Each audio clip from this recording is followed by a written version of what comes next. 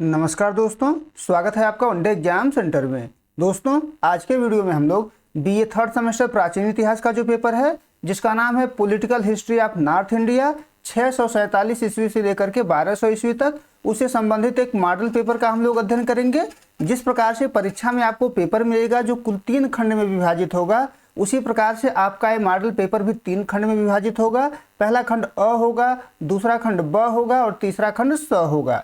एक एक करके हम लोग तीनों खंडों का अध्ययन करेंगे। हम लोग जानेंगे कि इसमें आपसे क्या पूछा गया है और इसका उत्तर आपको किस प्रकार से लिखना होगा। पहला खंड अ है, इसमें आपसे अति लघु उत्तरीय प्रश्न पूछा जाएगा और प्रत्येक प्रश्न का उत्तर आपको अधिकतम 50 शब्द में देना होगा। देख लेते हैं कि इसमें आपसे क्या पूछा गया है। जो पहला प्रश्न है, निम्न पर 50 शब्द में टिप्पणी लिखिए, यानी इसमें जो भी प्रश्न आपसे पूछा जाएगा उस पर 50 शब्द में टिप्पणी आपको लिखना होगा।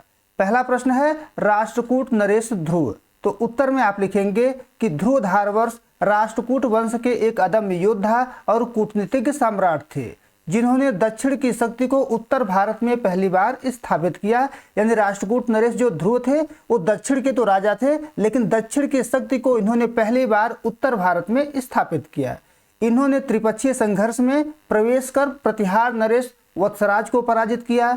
पाल शासक धर्मपाल को युद्ध में धूल चटाई। अपनी सैन्य श्रेष्ठता के कारण उन्होंने निरुपम, कलिबल्लभ और धारवर्ष जैसी उपाधियां धारण की। इतना आप लिख देंगे तो आपके प्रश्न का उत्तर पूरा हो जाएगा। आगे बढ़ते हैं। दूसरा है दिद्दा।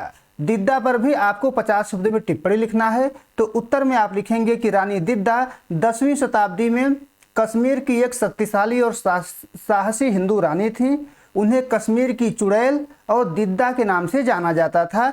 कश्मीर की चुड़ैल उनके विरोधियों के द्वारा कहा जाता था और दिद्दा का अर्थ होता है बड़ी बहन, यानी बड़ी बहन के नाम से भी उनको पुकारा जाता था। जो दिद्दा थी वो शारीरिक रूप से दिव्यांग थी।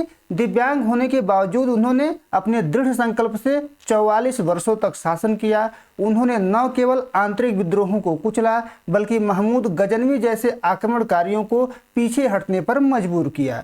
उन्हें इतिहास की सबसे कुशल और कूटनीतिज्ञ महिला शासकों में गिना जाता है। इतना आप लिख देंगे तो आपके प्रश्न का उत्तर पूरा हो जाएगा।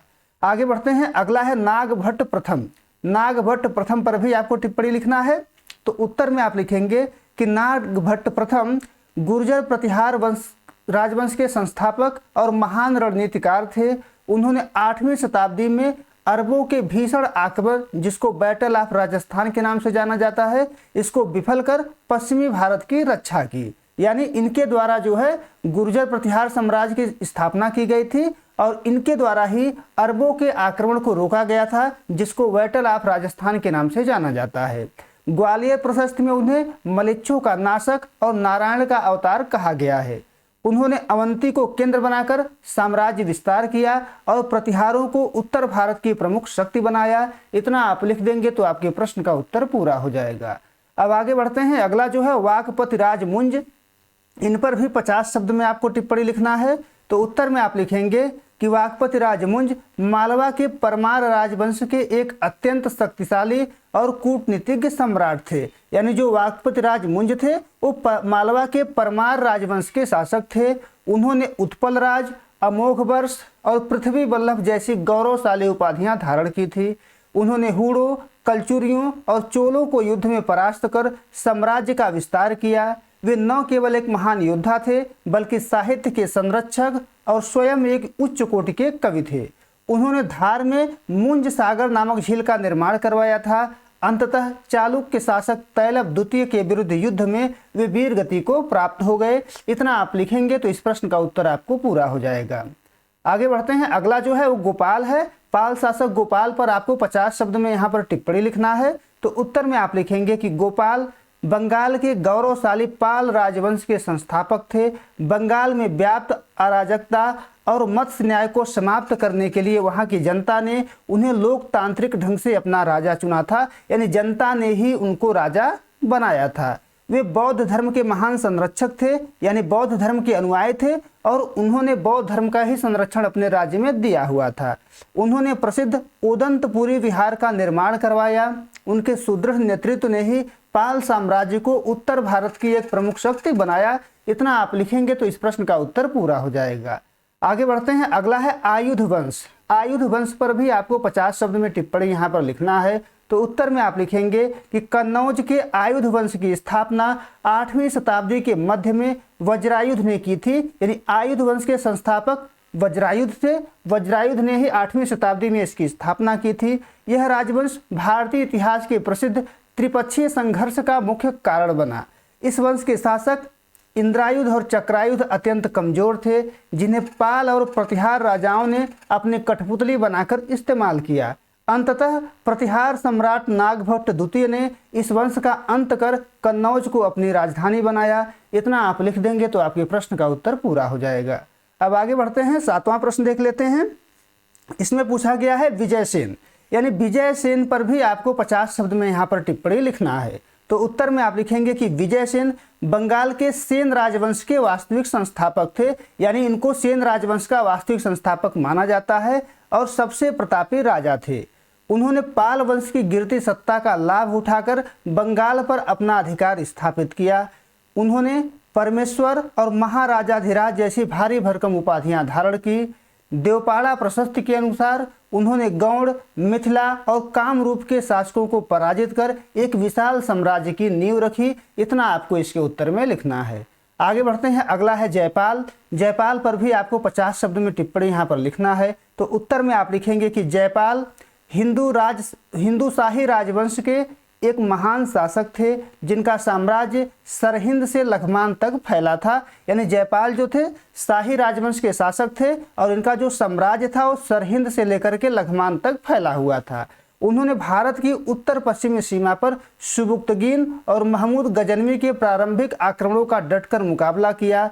गजनी से मिली लगातार पराजयों और अपमान को आत्मसम्मान के विरुद्ध मानकर उन्होंने स्वयं को अग्नि के हवाले कर लिया। यानी उनके द्वारा आत्महत्या कर लिया गया। इतना आपको इसके उत्तर में लिखना है।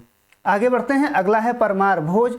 परमार भोज पर भी आपको 50 शब्द में यहाँ पर टिप्पणी लिखना है। तो उत्तर में आप लिखेंगे कि राजा भोज मालवा के परमार वंश के सर्वाधिक प्रतापी और विद्वान सम्राट थे। उन्होंने धार को अपनी राजधानी बनाया। यानी जो राजा भोज थे, धार को उनके द्वारा अपनी राजधानी बनाया गया और उसे विद्या का केंद्र बनाया गया।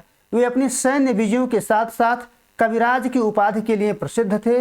उन्होंने सम्रांगण सूत्रधार और सरस्वती कंठाभरण जैसे महत्वपूर्ण ग्रंथों की रचना की और भोपाल में भोजपाल झील का भी निर्माण इनके द्वारा करवाया गया। इतना इसके उत्तर में आपको लिखना होगा। अगला है मूलराज प्रथम। मूलराज प्रथम पर भी 50 शब्द में आपको टिप्पणी लिखना है। तो उत्तर में आप लिखेंगे कि मूलराज प्रथम गुजरात के सोलंकी राजवंश, जिसको गुजरात के चालुक्य के नाम से भी जाना जाता है, इसके संस्थापक थे। इन्होंने चावड़ा वंश के अंतिम शासक, चावड़ा वंश भी गुजरात का ही राजवंश था, इसके अंतिम शासक को हटाकर अनिलवाड़ा को अपनी राजधानी इनके द्वारा बनाया गया। उनके काल में गुजरात में स्वतंत्र सत्ता की नींव पड़ी। वे शैव धर्म के अनुयायी थे और उन्होंने प्रसिद्ध रुद्र महालय मंदिर, जिसको सिद्धपुर के नाम से जाना जाता है, इसका निर्माण कार्य भी इनके द्वारा ही प्रारंभ कराया गया था। इतना आप इसके उत्तर में लिख देंगे तो आपके प्रश्न का उत्तर पूरा हो जाएगा। अब आगे बढ़ते हैं, खंड ब देख लेते हैं। खंड ब में आपसे लघु उत्तरीय प्रश्न पूछा गया है और प्रत्येक प्रश्न का उत्तर आपको अधिकतम 200 शब्द में यहाँ पर देना होगा। देख लेते हैं कि इसमें आपसे क्या पूछा गया है। जो प्रश्न इसमें पूछा गया है, उत्तर भारतीय राजनीतिक इतिहास के स्रोत क्या है। तो उत्तर भारतीय राजनीतिक इतिहास के स्रोत के बारे में आपको यहाँ पर लिखना होगा।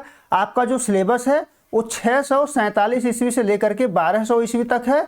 तो इसी के आसपास हम लोग जो स्रोत मिलते हैं उसी का अध्ययन हम लोग करेंगे। यानी ये जो कालखंड है इसी के स्रोत का अध्ययन हम लोग यहाँ पर करेंगे। तो उत्तर में आप लिखेंगे कि सन 647 ईस्वी यानी हर्षवर्धन की जब मृत्यु हुई थी उसके बाद से दिल्ली सल्तनत की स्थापना तक का काल उत्तर भारतीय इतिहास में राजपूत काल या पूर्व मध्य काल के रूप में जाना जाता है। इस कालखंड के राजनीतिक इतिहास को जानने के प्रमुख स्रोत निम्न हैं। अब कौन कौन से स्रोत हैं इसको जानने के एक एक करके हम लोग उस पर चर्चा करेंगे।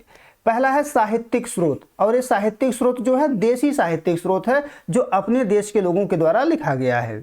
इसमें पहला है राजतरंगिणी जो कल्हड़ के द्वारा लिखा गया है। यह कश्मीर के इतिहास का सबसे महत्वपूर्ण स्रोत है जो 12वीं शताब्दी तक का क्रमबद्ध विवरण देता है। दूसरा है पृथ्वीराज रासो जो चंदबरदाई के द्वारा लिखा गया है।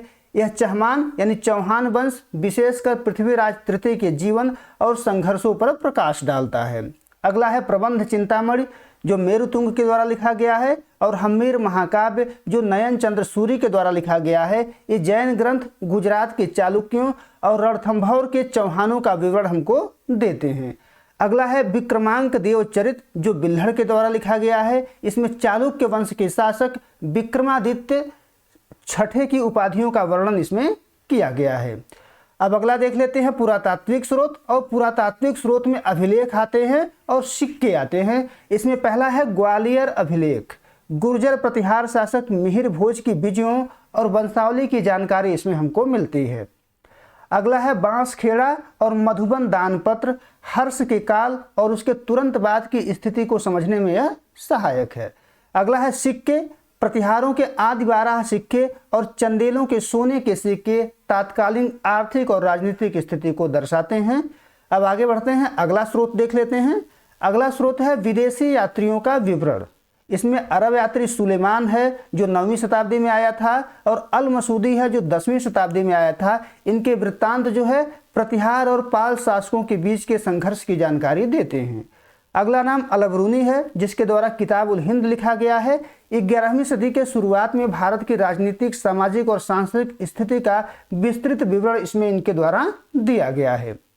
अब अगला जो स्रोत है वो मुस्लिम इतिहासकारों के ग्रंथ है। पहला है चशनमा, सिंध पर अरबों की विजय का इतिहास इसमें मिलता है। दूसरा है ताज उर मासिर, जो हसन निजामी के द्वारा लिखा गया है। यह 12वीं सदी की अंत और तुर्क आक्रमणों के राजनीतिक परिणामों का विवरण जो है देता है। इसके बाद आपको जो है निष्कर्ष लिखना होगा। निष्कर्ष आप अपने हिसाब से इसमें ऐड कर दीजिएगा, जो हमने बताया उसी के आधार पर इतना आप लिख देंगे तो आपके प्रश्न का उत्तर पूरा हो जाएगा। अब आगे बढ़ते हैं हम लोग, अगला प्रश्न देखते हैं। इसमें आपसे पूछा गया है कि कश्मीर नरेश ललितादित्य मुक्तापीठ की उपलब्धियों का मूल्यांकन कीजिए, यानी कौन कौन सी उपलब्धियां उनके जीवन में थीं उसी के बारे में आपको यहाँ पर बताना है। तो उत्तर में आप लिखेंगे कि कश्मीर के महानतम सम्राटों में से एक ललितादित्य मुक्तापीठ कारकोट राजवंश के सबसे शक्तिशाली शासक थे, यानी उनका संबंध जो है कारकोट राजवंश से था। उन्हें उनकी वीरता और प्रशासनिक सूझबूझ के कारण कश्मीर का अलेक्जेंडर भी कहा जाता है। उनके प्रमुख उपलब्धियों का मूल्यांकन निम्नलिखित बिंदुओं में किया जा सकता है। अब एक एक करके हम लोग यहाँ पर उनकी उपलब्धियों का मूल्यांकन करेंगे। पहला है विशाल साम्राज्य का विस्तार। ललितादित्य ने कश्मीर की सीमाओं को पार कर एक विशाल साम्राज्य की स्थापना की। उन्होंने कान्यकुब्ज, जिसको अब कन्नौज के नाम से जाना जाता है, के राजा यशोवर्मन को पराजित किया और उत्तर भारत में अपना दबदबा बनाया। उनके सैन्य अभियानों का विस्तार मध्य एशिया यानी तुर्कमेनिस्तान, लद्दाख और दक्षिण में कर्नाटक तक माना जाता है। आगे बढ़ते हैं, अगली जो उपलब्धि है वो है स्थापत्य कला और मार्तंड सूर्य मंदिर। उनकी सबसे बड़ी सांस्कृतिक उपलब्धि मार्तंड सूर्य मंदिर का निर्माण है। मार्तंड सूर्य मंदिर का निर्माण ललितादित्य मुक्तापीठ के द्वारा ही करवाया गया था। यह मंदिर अपनी भव्यता, विशाल स्तंभों और यूनानी कश्मीरी मिश्रित वास्तुकला के लिए प्रसिद्ध है। उन्होंने परिहासपुर नामक एक नगर भी बसाया था, जिसको उन्होंने अपनी राजधानी बनाई थी। अगली जो उपलब्धि है वो है आर्थिक और कृषि सुधार, यानी इनके द्वारा अपने राज्य में आर्थिक और कृषि सुधार किया गया। उन्होंने कश्मीर की अर्थव्यवस्था को मजबूत करने के लिए जल निकासी की नवीन प्रणालियां विकसित की। सतीसर झील के पानी को नियंत्रित कर उन्होंने दलदली भूमि को खेती योग्य बनाया, जिससे कृषि उत्पादन और राजस्व में भारी वृद्धि हुई। अगली जो उपलब्धि है वो है धार्मिक सहिष्णुता। ललितादित्य स्वयं हिंदू थे, वैष्णव थे, लेकिन वे सभी धर्मों के प्रति उदार थे। उन्होंने बौद्ध विहारों और स्तूपों के निर्माण के लिए भी भारी दान दिया। उनके शासनकाल में कला और विद्वानों को विशेष संरक्षण प्राप्त था। अगली जो उपलब्धि है उनकी विदेश नीति और कूटनीति में। अगली उपलब्धि उनकी विदेश नीति और कूटनीति में है। उन्होंने चीन के तांग वंश के साथ कूटनीतिक संबंध बनाए रखे ताकि तिब्बती और अरब आक्रमणकारियों को रोका जा सके। उनकी दूरदर्शी विदेश नीति ने कश्मीर को बाहरी खतरों से सुरक्षित रखा। इसके बाद हम लोग निष्कर्ष लिखेंगे। निष्कर्ष में आप लिखेंगे कि ललितादित्य मुक्तापीठ का काल कश्मीर का स्वर्ण युग था। उन्होंने न केवल कश्मीर को एक राजनीतिक शक्ति बनाया, बल्कि उसे ज्ञान और वास्तुकला का केंद्र भी बनाया। इतना आपको इसके उत्तर में लिखना है। इतना लिख देंगे तो आपके प्रश्न का उत्तर पूरा हो जाएगा। अब आगे बढ़ते हैं, अगला प्रश्न देख लेते हैं। अगला प्रश्न है कि देवपाल की उपलब्धियों का वर्णन कीजिए। देवपाल ने कौन कौन सी उपलब्धियां अर्जित की थी, उसी के बारे में आपको यहाँ पर लिखना होगा। तो उत्तर में आप लिखेंगे कि पाल वंश के सबसे शक्तिशाली और प्रतापी शासकों में से एक देवपाल ने अपने शासन के दौरान साम्राज्य को नई ऊंचाइयों पर पहुंचाया। उनके पिता धर्मपाल द्वारा स्थापित नींव को उन्होंने एक विशाल साम्राज्य में तब्दील कर दिया। देवपाल की मुख्य उपलब्धियां निम्नलिखित बिंदुओं में वर्णित है। अब एक एक करके हम लोग देवपाल की उपलब्धियों का अध्ययन यहाँ पर करेंगे। पहला है साम्राज्य का विस्तार, यानी देवपाल के द्वारा अपने साम्राज्य का विस्तार किया गया। देवपाल ने अपने सैन्य अभियानों के माध्यम से पाल साम्राज्य का विस्तार किया। उत्तर में हिमालय की तराई से लेकर दक्षिण में विंध्य पर्वत तक, पूर्व में कामरूप असम से लेकर के पश्चिम में कुरुक्षेत्र तक इन्होंने अपने साम्राज्य का विस्तार किया। उन्होंने गुर्जर प्रतिहारों और राष्ट्रकूटों को पराजित कर बंगाल की सर्वोच्चता स्थापित की। ये इनका साम्राज्य विस्तार हो गया। अगली जो उपलब्धि है वो है सैन्य शक्ति। उनकी विशाल सेना, विशेषकर उनके हाथियों की सेना उस समय पूरे भारत में प्रसिद्ध थी। अभिलेखों के अनुसार उन्होंने उत्कल, जिसको आज उड़ीसा कहा जाता है, और हुड़ों के विरुद्ध भी विजय प्राप्त की थी, यानी इनको भी उनके द्वारा जीता गया था। अगली जो उपलब्धि है इनकी वो है बौद्ध धर्म का संरक्षण। देवपाल बौद्ध धर्म के महान संरक्षक थे। इन्होंने नालंदा विश्वविद्यालय के रख रखाव के लिए 5 गांव दान में दिए थे। उन्होंने कई भव्य मठों और विहारों का निर्माण भी करवाया था। अगली उपलब्धि इनकी अंतर्राष्ट्रीय संबंधों के क्षेत्र में है। देवपाल की ख्याति भारत के बाहर भी थी। जावा और सुमात्रा जो है इंडोनेशिया का एक द्वीप है, जावा भी इंडोनेशिया का आज एक द्वीप है, के शैलेंद्र वंशीय शासक बालपुत्र देव ने नालंदा में एक विहार बनवाने के लिए देवपाल से अनुमति मांगी थी, जिसे उन्होंने सहर्ष स्वीकार किया था। अगली जो इनकी उपलब्धि है वो कला और शिक्षा के क्षेत्र में है। उनके शासनकाल में शिक्षा, साहित्य और कला का अभूतपूर्व विकास हुआ। धीमान और विटपाल जैसे प्रसिद्ध मूर्तिकार उन्हीं के संरक्षण में फले फूले, जिन्होंने पालकालीन कांस्य मूर्तिकला को विश्व प्रसिद्ध बनाया था। इसके बाद आप निष्कर्ष लिखेंगे। निष्कर्ष में आपको लिखना है कि देवपाल के 40 वर्षों के शासनकाल को पाल साम्राज्य का स्वर्ण युग माना जाता है। उन्होंने न केवल एक विशाल साम्राज्य का निर्माण किया, बल्कि सांस्कृतिक और धार्मिक समन्वय की एक मिसाल भी पेश की। इतना आपको इसके उत्तर में लिखना है। इतना लिख देंगे तो आपके प्रश्न का उत्तर पूरा हो जाएगा। अगला खंड खंड स है, जिसमें आपसे दीर्घ उत्तरीय प्रश्न पूछा गया है और एक प्रश्न का उत्तर आपको अधिकतम 500 शब्द में यहाँ पर लिखना होगा। देख लेते हैं कि इसमें आपसे क्या पूछा गया है। इसमें जो प्रश्न आपसे पूछा गया है कि राजपूतों की उत्पत्ति के भारतीय सिद्धांत का परीक्षण कीजिए। तो राजपूतों की उत्पत्ति का जो भारतीय सिद्धांत है उसी के बारे में आपको यहाँ पर जानना है। तो उत्तर में आप लिखेंगे कि राजपूतों की उत्पत्ति का विषय भारतीय इतिहास के सबसे विवादास्पद और महत्वपूर्ण विषयों में से एक है। भारतीय विद्वानों और प्राचीन ग्रंथों ने मुख्य रूप से उन्हें स्वदेशी और प्राचीन क्षत्रियों का वंशज माना है। राजपूतों की उत्पत्ति का भारतीय सिद्धांत और उनका परीक्षण निम्नलिखित है। एक एक करके सभी सिद्धांतों का हम लोग यहाँ पर अध्ययन करेंगे। पहला सिद्धांत है प्राचीन क्षत्रिय सिद्धांत। यह सबसे व्यापक रूप से स्वीकृत भारतीय मत है। डॉक्टर गौरी शंकर हीराचंद ओझा और सीवी वैद्य जैसे विद्वान इस सिद्धांत के समर्थक हैं। इसका आधार है, इस सिद्धांत का जो आधार है, इनके अनुसार राजपूत प्राचीन वैदिक क्षत्रियों की ही संतान हैं, यानी वैदिक काल में जो क्षत्रिय थे उन्हीं के संतानों को फिर राजपूत कहा जाने लगा। मनुस्मृति और पुराणों में वर्णित सूर्यवंश और चंद्रवंश से इनका सीधा संबंध इनके द्वारा जोड़ा गया है।